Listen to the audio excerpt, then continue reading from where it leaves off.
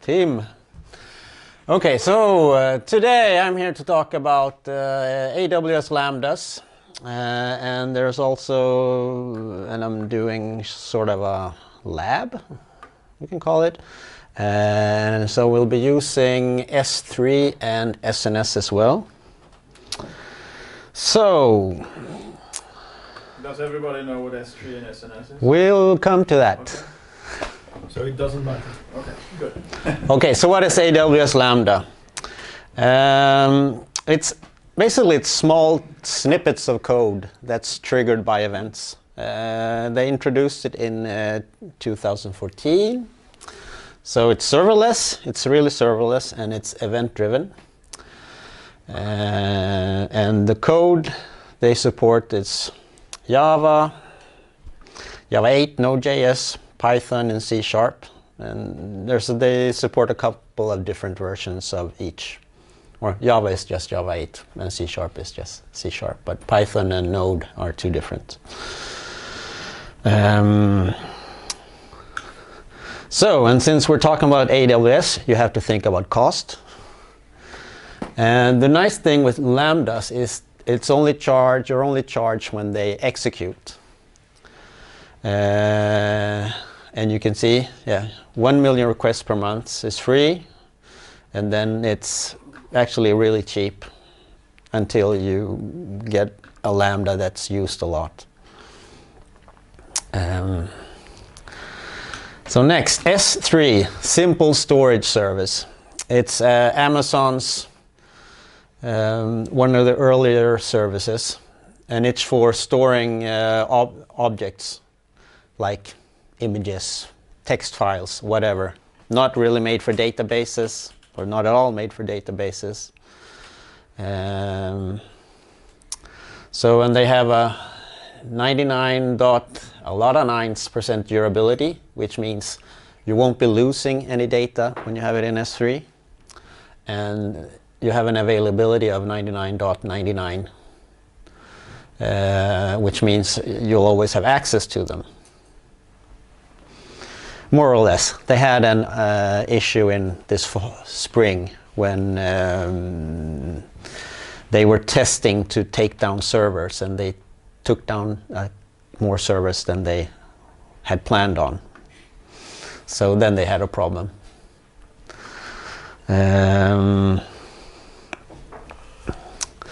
What more? Yeah. So S3, like a lot of our services use S3s. Like when they had that issue, Airbnb stopped working, Uber stopped working. So, and I also guess that Dropbox is based on S3. So I guess that stopped working when they had their problem. And of course, there's always cost, but it's really not a lot of cost. So for your first 50 terabyte, you pay 23 or 2.3 cents per gig. And then it goes down. And if you store even more, then you can talk to Amazon and get an even better price. And then you also pay for when you add files and when you retrieve files. So this is for the S3 standard. Then they have a version that's infrequent accessed storage, which means that like it's stuff that you don't really need that much. Then it's even cheaper to store, but it costs more when you want to retrieve it. And then they also have Glacier, and Glacier is basically I think it's magnetic tapes in the back end. So, and then it's really cheap to store, but then it can take a couple of hours to get the data back.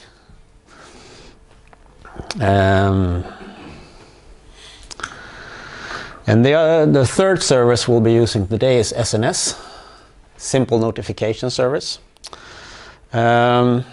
It's for sending and receiving messages, like events. What happened here?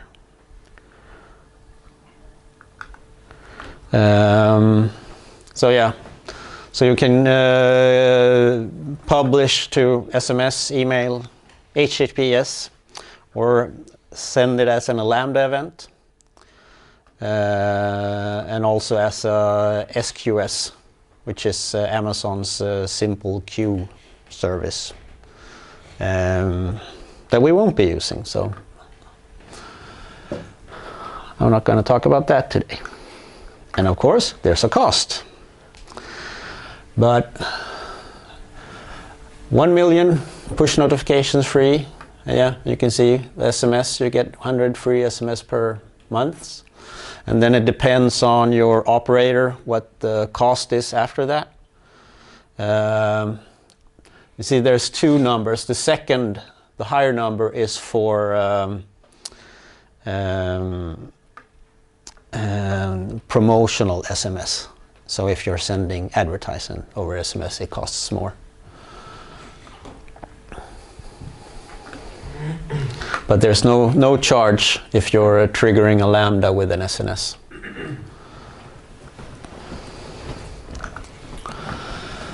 So this is the architecture that I'm planning on getting to work today. So we have a file that we store to an Amazon S3 bucket, and adding a file to that S3 bucket will trigger our Lambda, and our Lambda will then send an SNS to an email and a mobile phone. So one email and one SMS. So now we go to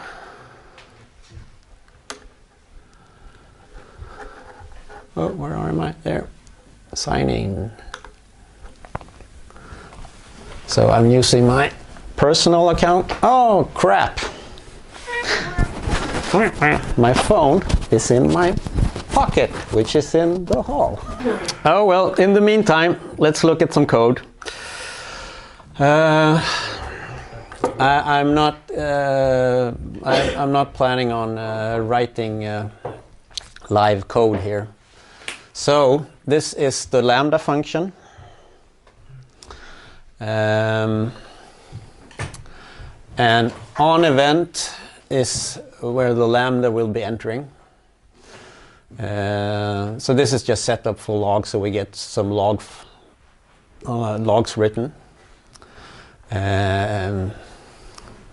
And then, yeah, since we're most of us use Java or JavaScript, I've done this in Python.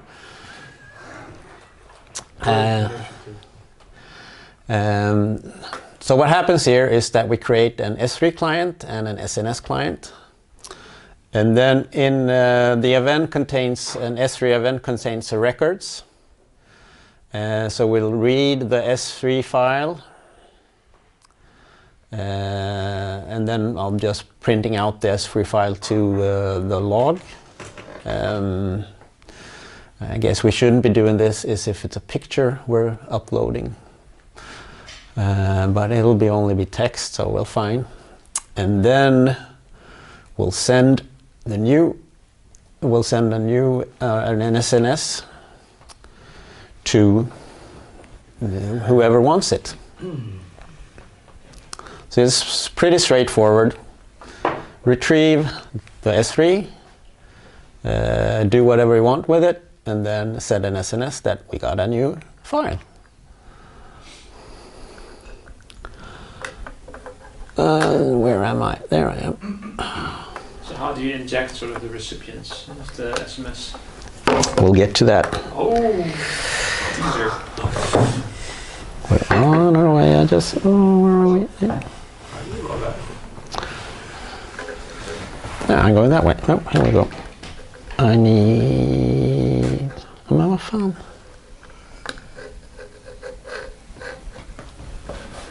Ah. Now signing. You all should use multi-factor authentication if you can. If you got your phone handy. And always have your phone handy. It's the second thing.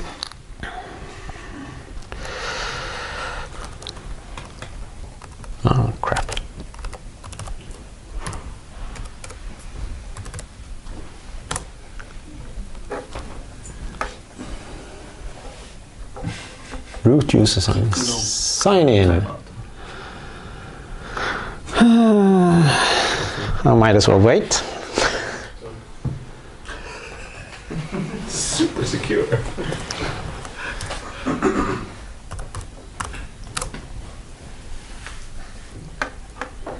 Here we go. So, yeah, now we're inside a bucket. But I thought we would create a bucket. It's really quick and easy. Enter a name for the bucket. What's a bucket? There's a hole in my bucket. We'll do it in Ireland. Oh yeah, it doesn't like the underscore. And the capital for the uppercase.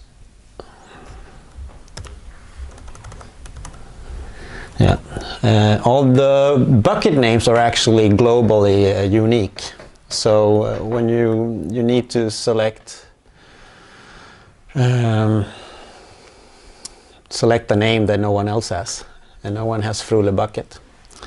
I mean, over across all. No, global, all regions. Global within you. Or global No, global. I would say otherwise it's region dependent. It's global. like universe.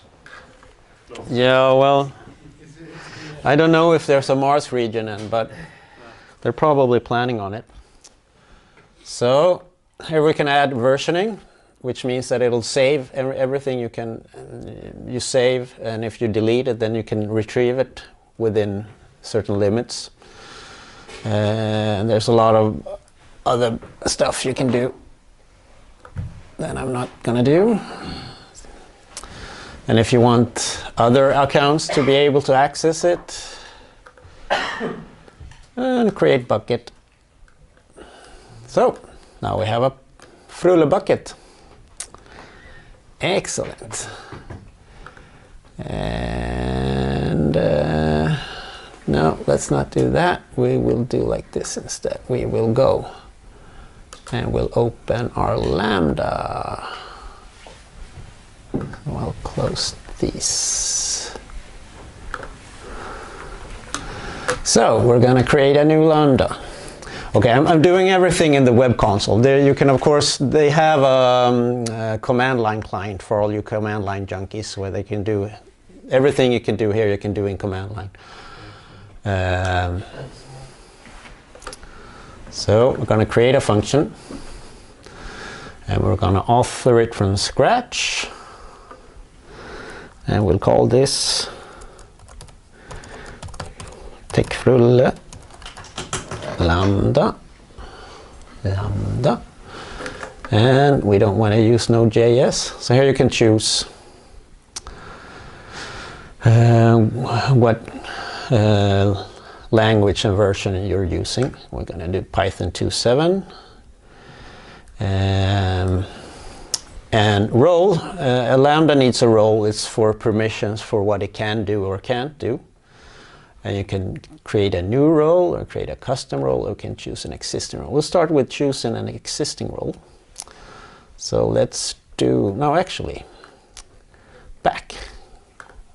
Create a role from templates.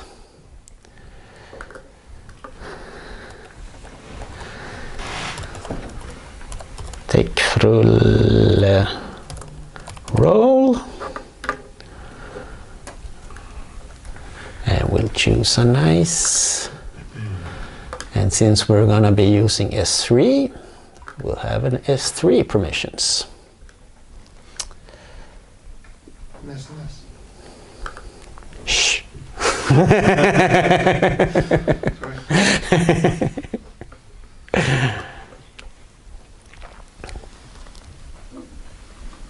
So now it's creating the Lambda function. So this is the new Lambda console. They recently changed it. And what we're start with, we're going to add a trigger. And here are all the available triggers for Lambdas. But we're going to have an S3 trigger. And then we need to configure it. And it's very nice. It shows the Frule bucket. And we want to, when we create an object, So here, prefix, if you can add in the bucket, you can have directories. So you would typically add a directory here.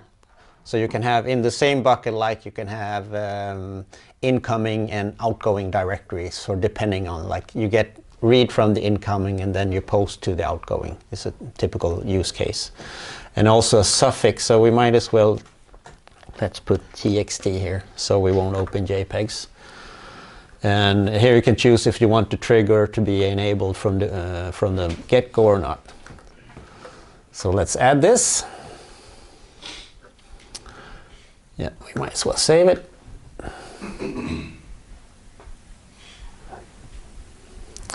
So in here you can see what it's allowed to do. That it's allowed to access S3s and write CloudWatch logs, which is really nice because then you can see your logs. Okay, but right now there's not a lot here. Here you can choose how you want your code entered. So you can either write it inline here, copy paste. You can upload a zip file, or you can have a file in an S3 that you then select from. But today we're doing, I'm just going to copy this.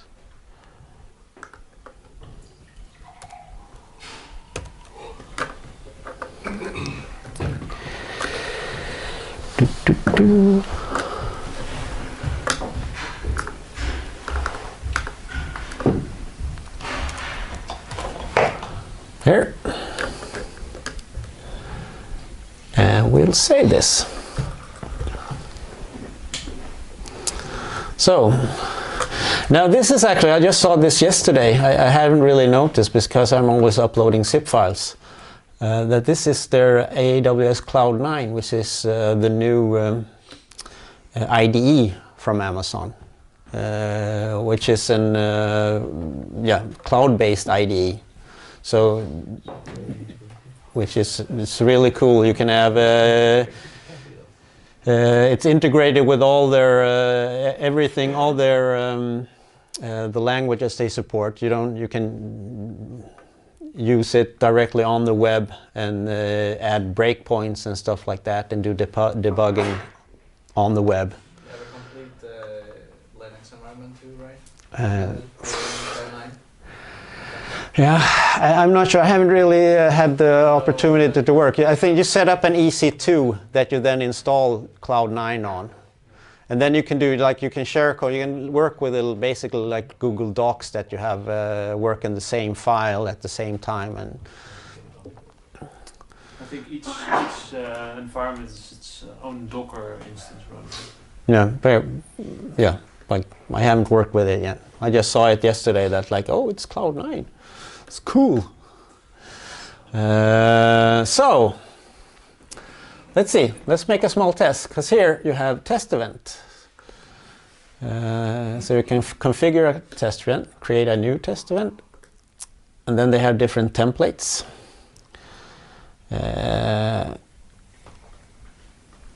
Let's see. There's an S3 put template. I'm just going to use it off the bat. It won't work. I know that. So here you would write how your incoming event would look. Like, yeah, you see it's JSON. So we'll create that. And then you can run test. And we got execution errors. Oh, anyone see what I missed? No, it's the wrong Lambda handler function. I don't call it Lambda handler, it's called on event.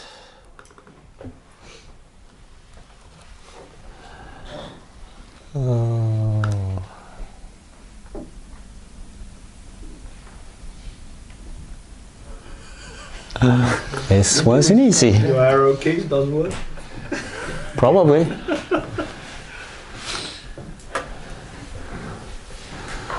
So then we can test again. And we should get out of the errors. Yeah, here we see.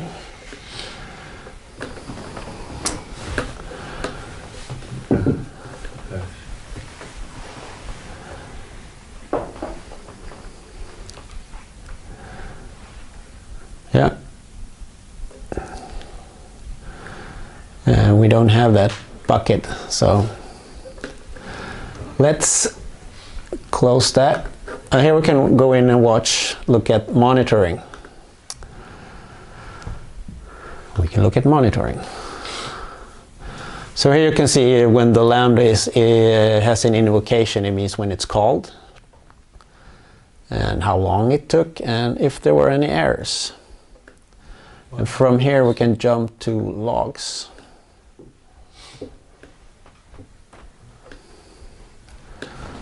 And there's basically the same.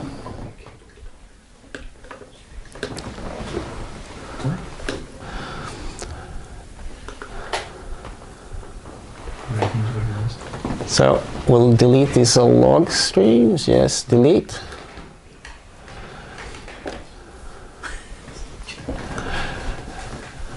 Because then we'll try and upload a file to our Frulle bucket. Upload. The reason you got the error is because there is no such file put there or something. Yeah. Okay.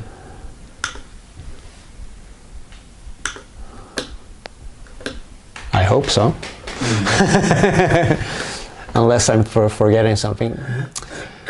So now we can go into the CloudWatch again and refresh here, because now there should be a new. Oh, and this is kind of annoying.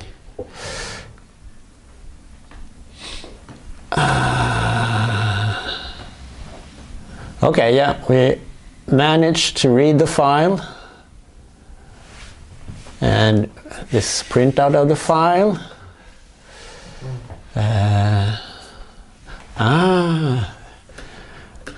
We haven't created our SNS yet. So, there it is.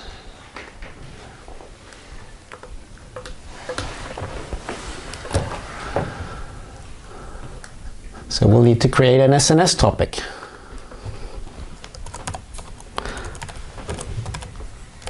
SNSS.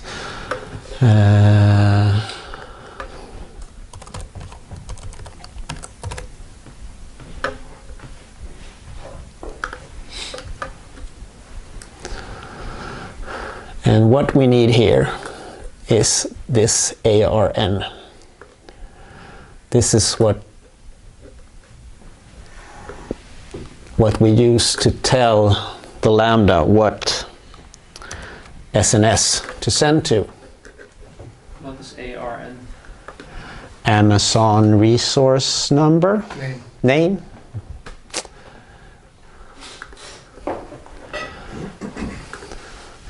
And the way I did this, I should have done that before. Okay, anyway, it's an environmental variable. And the key name is down here.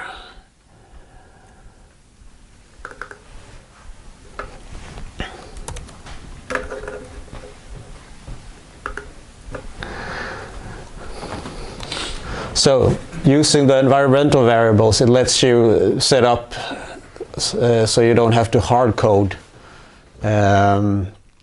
values that can be changed, or that when you move it between environments that you want to use different. Also, if like database name or usernames or stuff like that, you typically would put as an environmental variable.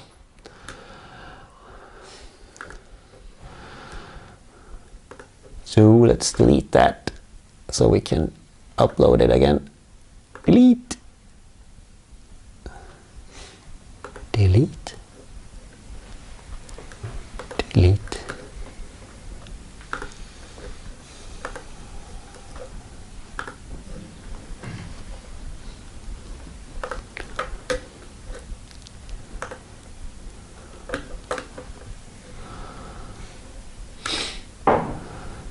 back to CloudWatch.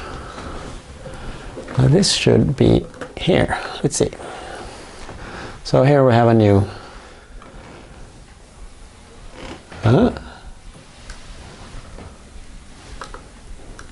Why didn't I save it? Did I forget to save it?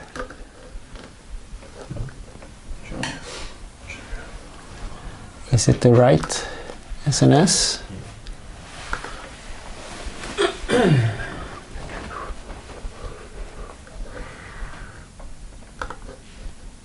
Yeah.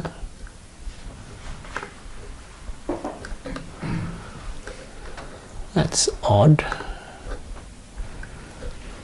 Shouldn't it be called on the left side something about Frulle? Now you have new purple file then, which is seems something else. Yeah, well, it's called new purple file SNS here. So OS environment get new purple file SNS, and then it's the. Oh, sure. But you had another SNS that was called purple something. Yeah, I know. All right. Yeah, I know. Were there no other environment variables on the top? You had some none or something. Ah, let's see. It's debug. It's missing the debug variable, but that should actually shouldn't matter. But let's add that anyway. Debug. I'm gonna write true. Are they interpreted like strings, I guess, right? They're not Yeah. automatically parsed to. No, it's strings. It's not Yeah. JavaScript at all. Kan inte CloudWatch. Try it again. Delete.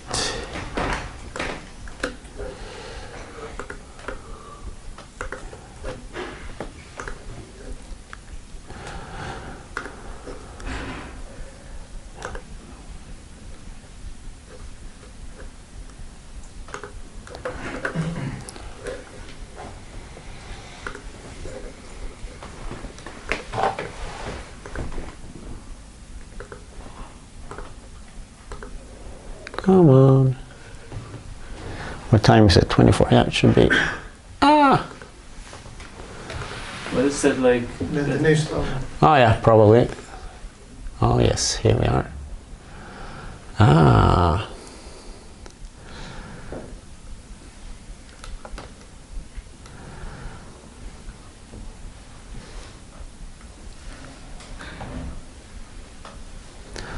And here we can see there's an error. Authorization error when calling the publish as a method. Because, like Marcus saw or pointed out, that we need to be allowed to publish to SNS. So let's add that. So then we'll enter the IAM.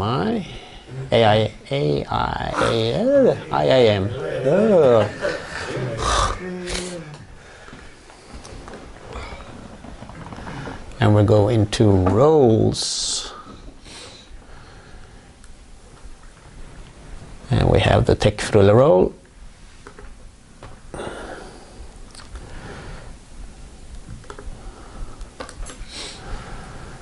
And we want to add a policy. So you can see it has the basic execution and it has the S3 execution. And then we want to attach a policy. So we'll do SNS.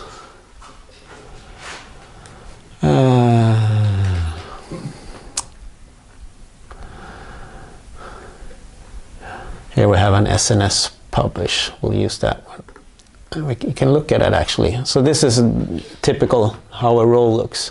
So you can add new roles. And here you can be really specific that this role is only allowed to use this SNS, or this role is only allowed to read from this S3. So you can be really specific on what a role is allowed to do. So we'll attach that. So is this role then allowed to publish on any SNS that you own? This, yeah, any SNS within my environment. Yeah. So Well, let's go to the SNS. Like, we want to be able to, something should happen. So we'll create a subscriber.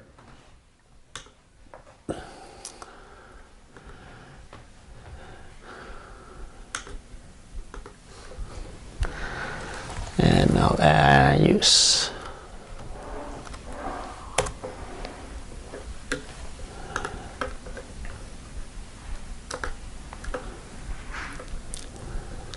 Oh. What is the email JSON thing? What does that mean? I guess you get an email in a JSON format. I haven't looked into. So now I should have received an email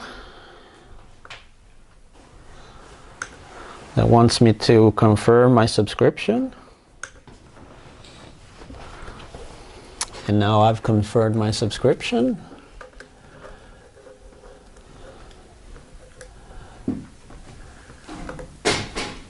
So, and we'll want to create one more subscription, which is an SMS.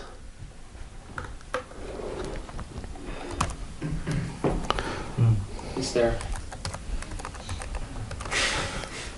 Oh yeah, there it is.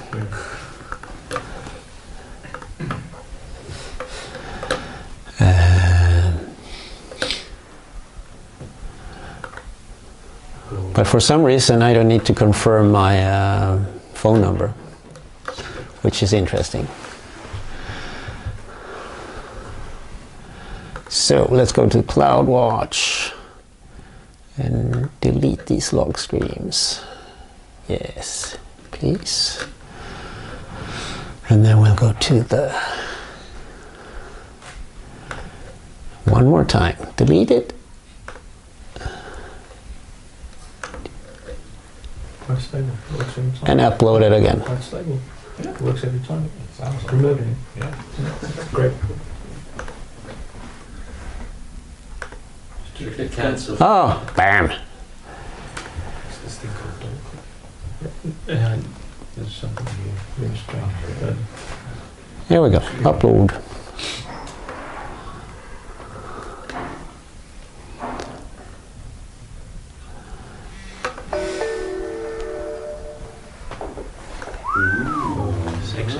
Det var jag som skickade. Time's up. So now, see, is there anything interesting here? Yeah, no retry needed. And where am I? Oh, I'm on that side. All right, I'm on this side. Here we are. And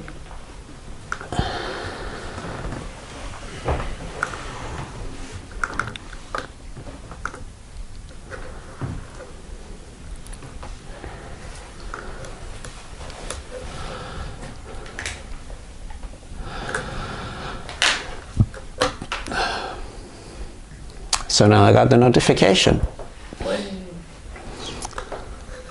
So this is really one example of what you can use a Lambda for. It's for simple things, basically. You can use it for more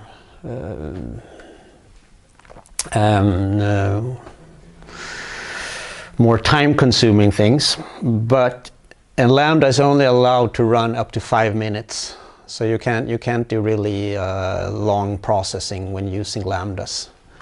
But this is a typical, like this is what you can use if you want to set up, if you need notifications for something that stops running, like for monitoring. You can use Lambdas. This was an example. So if you want SMS sent to Johan when things go wrong, we can. Can you also You have a million free, so it's okay. Exactly. Can you use the Amazon platform as a source for events that you can like you all get messages whenever somebody does something for gets a certificate? Like is that the point of Lambda that it sort of combines everything? The point is that you can create. It's really for microservice environment. So you have small server. A Lambda is a small system. Typically, just use it for a microservice. And then I really like SNS because we use SNS to trigger other Lambdas. Like we need to create some form of data. And when that data is done and written to the database, it says, I'm done. So it publishes as SNS that this data is done. And then there's another Lambda that is subscribing to that SNS and said, oh, you're done. So now I can do my work. So then that Lambda kicks in. But that SNS doesn't go to like a queue then to the SQS or whatever? Or No, it's not an SQS. SQS is pull-based. Oh, okay. So SQS is quite different from what you use. An SQS queue you need to pull all the time. But this is an event. And when you build this, like literally that trigger that you in the end build, which is all the way on the right, that's actually just a subscription on a channel or something that's waiting for these events that come from the Lambda. Yeah. It's not necessarily that the Lambda orchestrates the sending of this thing. It's more that like it pops up thing. Yeah. It publishes the SNS like. Okay, because it looked like it was more like the Lambda was actually like saying like I want to send this thing, but it was actually just notifying that there was a new file. Well, no, the Lambda creates the message within the SNS. Yeah, exactly. And then something else can decide. Yeah. Then there's another mechanism. Yeah. Oh, okay, that's nice. So it is pretty much like just to. This is basically what it is. Yeah. So then. All regions support SNS. Yeah. Oh yeah. And it works all over the world. Yes, it does. So to finish off, my 2 cents.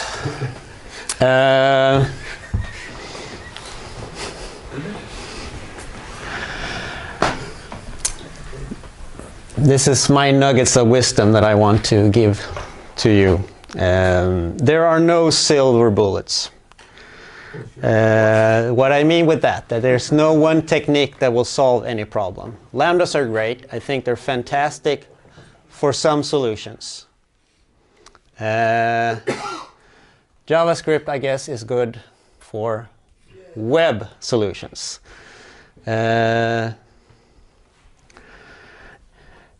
Java is good for most things, not great for everything. So no one thing will solve everything. Choose the right tool for the job. What I mean with that is that you wouldn't use a screwdriver to hammer a nail.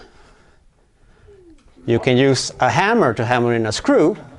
It's not great, it works, but when you get a problem to solve, analyze the problem before you choose the tools. Don't say, oh, we got to use MongoDB.